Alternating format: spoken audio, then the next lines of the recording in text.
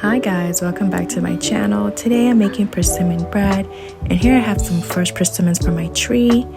First I had to peel them, and the process was like so icky.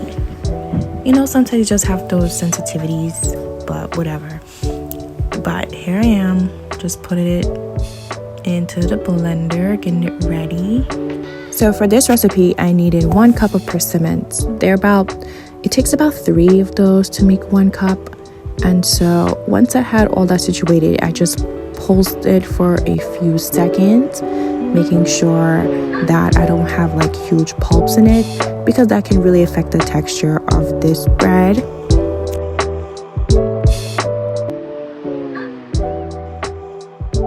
So once I had that completed, I just poured out into my measuring cup. There was just a little bit remaining, but I had that for just in case I needed more for the batter if it was too dry. So here I am just putting the sugar now with the oil. And as I was doing this, I'm like, wow, this is so messy, because I should have put it in a better container. And so the recipe calls for mixing of your sugar with the oil first. And I'm looking at this, I'm thinking to myself, this looks like that stuff when you like fry food and then all of that, maybe the breadcrumbs of flour starts burning off. And then once those two are sort of added, mixed together, just put in the persimmon and then the applesauce, and then mix it really well to combine. So just enjoy me attempting to combine these wet ingredients. Sort of was a failure, but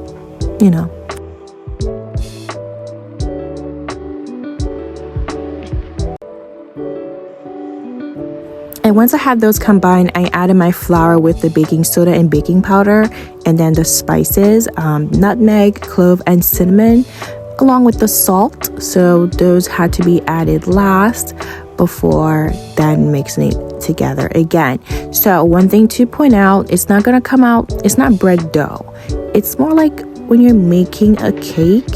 So it's called persimmon bread, but it really is sort of like a cake, you see what I'm talking about once it is completed. And so I just did sprinkles here and there, what I'm feeling, not exact measurements. I am still playing around with this recipe, trying to figure everything out.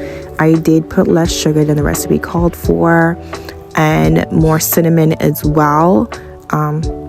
But you can do whatever you're comfortable with. I'm going to try this recipe again, tweaking the ingredients a little bit more, especially the sugar, because I want to make this something that you can have in the morning for breakfast and don't have to worry about having a lot of sugar. So once all of those ingredients are added, just fold over the batter, making sure everything is well combined and that it is smooth.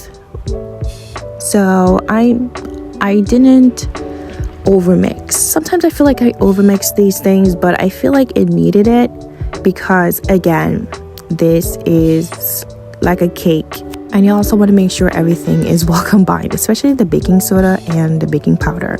So just get your bread pan, and then what I did is apply some olive oil spray to it, and then try to spoon everything inside of it.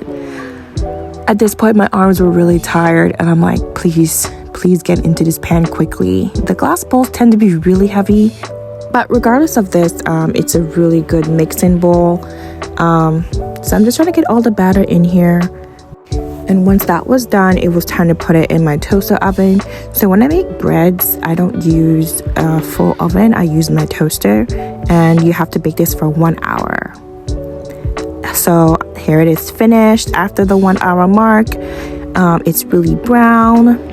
You have to let it cool completely, otherwise it's gonna still kind of like crumble. This is my invitation though for you to try this recipe. Tell me how it goes, and thank you for watching. Bye.